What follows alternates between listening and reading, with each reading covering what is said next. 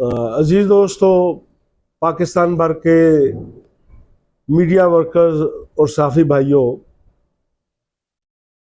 कल से पूरे पाकिस्तान के अंदर मीडिया वर्कर और साफी खसूसी तौर पर इलेक्ट्रॉनिक मीडिया में काम करने वाले हमारे दोस्त काफ़ी परेशान हैं,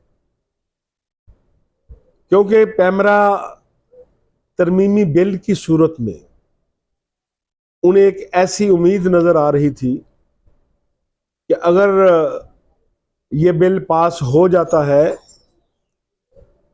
तो इसकी सूरत में वो मीडिया मालकान जो 4-4, 5-5, 6-6 माह तनख्वाहें नहीं देते और हमारा चैनल में काम करने वाला वर्कर और जर्नलिस्ट जिसके पास कोई प्लेटफॉर्म नहीं था कि वो कहाँ दरख्वास्त लेकर जाए, उसके पास अब ऐसा प्लेटफॉर्म आ जाएगा कि जहां वो दरख्वास्त दे और उसके साथ ज्यादती करने वाले मालिक के सरकारी इश्तिहारात बंद हो जाए। इसी तरह आप सब लोग जानते हैं यकीनी तौर पर, शायद वो एंकर ना जानते हो जो करोड़ों में खेलते हैं, लेकिन जो दफ्तर में काम करने वाला मीडिया वर्कर व जर्नलिस्ट है उसे पता है कि उसके अपने दफ्तर में कितने लोग ऐसे हैं कि जिन्हें वो कम अज कम उजरत जो हुकूमत मुकर्रर करती है उससे भी कम माहाना मुआवजा दिया जाता है। तो इस पैमरा तरमीमी बिल में यह शिक भी शामिल थी कि जो चैनल मालिक हुकूमत की तय करदा कम अज कम उजरत अदा नहीं करेगा उसके मुतल्लिक शिकायत होगी तो उसके सरकारी इश्तिहारात भी बंद हो जाएंगे। लेकिन हमारे दो मारूफ एंकर मारूफ भी हैं, लेकिन शायद आजकल कोई रेटिंग का मसला भी होगा, क्योंकि जिसका कोई रेटिंग थोड़ी बहुत गिरना शुरू होती है तो फिर वो अपनी स्क्रीन का इस्तेमाल करने की बजाय ट्विटर का इस्तेमाल करता है ताकि लोगों को पता चल सके कि मैं पता नहीं कोई बड़ा 30 मार खानू। तो उन्होंने ट्विटर पर इस पूरे बिल के खिलाफ एक खौफनाक कैंपेन शुरू की और पूरी कौम से और जर्नलिस्टों से ये अपील करना शुरू कर दी कि आप इसको यकसर मुस्तरद कर दें, पैमरा तरमीमी बिल को, और इस पे हाइप क्रिएट करना शुरू कर दी। लेकिन PFUJ Pakistan federal union of journalist Wahid body है जिसने इस बिल को पढ़ा, पूरे पाकिस्तान में मौजूद अपने ओहदेदारों के साथ डिस्कस किया और फिर शेक वाइज इसका जो इस पर रद्द-ए-अमल दिया था, और जिसमें हमने इसका इकदाम को तारीख साज करार दिया था। क्यों दिया था उसके बारे में मेरे साथ मौजूद हैं former secretary general Fauzia Shahid साहबा। इनकी खिदमात वर्कर के लिए किसी से ढकी छुपी नहीं है। उनके साथ मौजूद हैं नैयर अली साहबा, सेक्रेटरी फाइनेंस हैं नेशनल प्रेस क्लब की। उनके साथ मौजूद हैं हमारे पुराने ट्रेड यूनियनिस्ट हैं मकबूल लाई मलिक साहब। उनके साथ एप्रिक लोकल के जनरल सेक्रेटरी इमरान भट्ट साहब बैठे हैं, और दीगर हमारे दोस्त भी इस मीटिंग में मौजूद हैं। शायद अजमल साहब हमारे वाइस प्रेसिडेंट सब दूर बैठे हुए हैं। तो मेरे राइट साइड पे जो हमारा PFJ का मान है, फ़ख्र है, ज़िया आमरीत के दौर में जिन्होंने कोड़े खाकर प्रेस फ्रीडम की मूवमेंट को जला बख्शी थी, इकबाल जाफरी साहब। उनके साथ मौजूद हैं RFJ के प्रेसिडेंट आबद अब्बासी साहब। उनके साथ मौजूद हैं मीडिया वर्कर ऑर्गेनाइजेशन के जनरल सेक्रेटरी शेख वही साहब, और उनके साथ RFJ के जनरल सेक्रेटरी तारिक विरक साहब। हमारे दीगर तंजीमों के अहदेदार भी मौजूद हैं।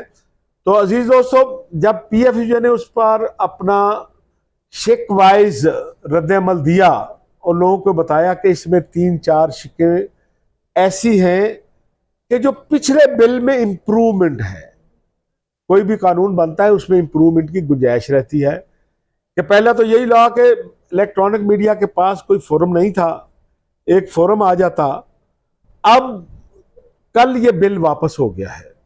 मैं सवाल करता हूं हामिद मीर साहब से और आमिर मतीन साहब से कि मुझे यह बताएं कि अगर ये बिल पास हो जाता तो हमारे वो हजारों लोग जो अब भी 15-16 हजार रुपए पे जिनसे काम लिया जा रहा है चैनल में, उनके मालकान ने मजबूर हो जाना था कि कम अज कम जो तयशुदा हुकूमत की उजरत है 32,000 रुपया उन्हें दें। अब ये बताएं ये दोनों मेरे दोस्त कि वो 32,000 रुपये उन्हें इस महीने से मालकान देने के पाबंद हो जाते हैं ये बिल मंजूर होने की सूरत में। अब अगर वो इससे महरूम रहेंगे तो मुझे ये बताएं कि वो हुकूमत से तो जो कहेंगे, लेकिन हमाद मीर साहब आपको और आमर मतीन को वो कैसे बद्दुआएं नहीं देंगे, क्योंकि आप रुकावट बने उस मामले में। दूसरी चेक जिसकी हम हमायत कर रहे थे कि अब पैमरा चेयरमैन के पास इख्तियार है कि वो खुद किसी भी टीवी चैनल को किसी भी वक्त बंद करता है, और रोजाना आप देखते भी हैं कई टीवी चैनल बंद भी होते रहे, कई टीवी एंकर जो है वो पाबंदियों का शिकार होते रहे। अब चेयरमैन पैमरा से इख्तियार वापस लिया गया। क्या अब अकेला चेयरमैन ये फैसला नहीं कर सकता? एक काउंसिल ऑफ कंप्लेंट थी, उसमें कोई दरखास्त देता, उस दरखास्त पर बाज़ाब्ता समाअत होती, दरखास्त देने वाले को बुलाया जाता, जिसके खिलाफ दरखास्त थी उसको बुलाया जाता, फिर तयन होता कि इस पर इल्जाम दुरुस्त है कि नहीं, फिर भी 3 रुकनी जो कमीशन है वो फैसला करता। अब ये बताएं कि एक शख्स के इख्तियारात वापस होने पर भी आपको इतराज था? क्या आपको यह भी इतराज था कि एक शख्स के से इख्तियार लेकर एक काउंसिल ऑफ कंप्लेंट क्यों बनाई जा रही है? बहाना क्या लगाया गया कि देखें जी एक सुप्रीम कोर्ट का फैसला आया था, उसने ये कहा था कि चेयरमैन पैमरा की तकर्री ऐसी होनी चाहिए, तो क्योंकि वैसी नहीं हो रही असली हमें इतराज है। भाई मीर साहब, अमर मदीन साहब, मुझे ये इस बात का जवाब दो, क्या मौजूदा चेयरमैन की तकर्री वैसे हुई है? अगर आज की ये तकर्री वैसे पहले ये इस तरह तकर्री हो रही होती जिस तरह सुप्रीम कोर्ट का ऑर्डर था, और आज उसको तब्दील कर दिया जाता, तो फिर तो आपका इतराज बनता था। भाई ये तो वो सिलसिला चल रहा है जिसको आपने कबूल किया हुआ है, जिसके तहत आप टीवी चैनल पे बैठते हैं, पैमरा की सारी हदायत मानते हैं, मालिक की हर चेयरमैन पैमरा की हर हदायत मानते हैं। भाई उसी के अंदर उसका इख्तियार कम किया जा रहा था, तो आपने उसकी भी मुखालफत शुरू कर दी। नहीं जी, इससे तो ये हो जाएगा, इससे तो वे हो जाएगा। भाई आप जिस तरह पहले एक लॉ मौजूद है, एक ऑर्डिनेंस मौजूद था, उसमें पीएफजे की स्ट्रगल की सूरत में बेहतरियां लाई जा रही हैं। अगर हम देखते इस प्रैक्टिस से तो मजीद उसकी बेहतरी के लिए कल बात कर सकते थे। फिर आप ये भी जानते हैं कि जिनके मुतल्लक बात होनी थी, किसी रिपोर्टर के मुतल्लक, उसको रिप्रेजेंट करने के लिए नुमाइंदगी नहीं थी। अब पहली दफा पीएफजे को नुमाइंदगी दी गई।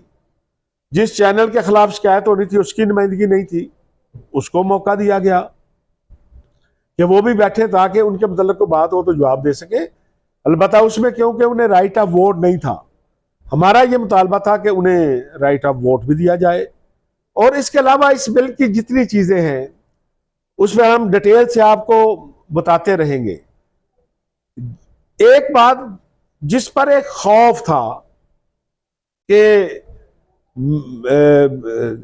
पहले तो यह था कि फेक न्यूज के हवाले से, लेकिन मैं ये बताता चलूं कि ये जो ज्वाइंट एक्शन कमेटी थी, इसने वाज़ेह किया कि पूरी दुनिया में फेक न्यूज नाम की कोई डेफिनेशन मौजूद नहीं है।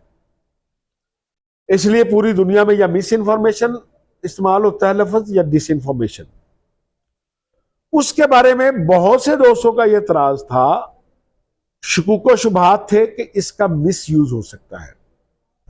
पीएफजे वाहिद तंजीम है जिसने शेक वाइज जायजा लिया इस बिल का, बाकी चीजों पर एग्री करते हुए हुकूमत और पार्लियामेंट की इन तरामीम को तारीख साज करार दिया था, और इसके बारे में हमने कहा था कि मजीद मुशावरत कर ले। लेकिन ये चंद एंकर्स ने और चंद और हमारे ऐसे दोस्त जिन्होंने पढ़े बगैर इस पर तबसरा कर दिया, उन्होंने कहा कि ये काला कानून है, इसको हम यकसर मुस्तरद करते हैं, जिसका ये नतीजा निकला कि कल मरियम औरंगजेब साहबा ने ये वापस ले लिया। बहरहाल मैं ये समझता हूं कि अगर ये बिल अब नहीं होता,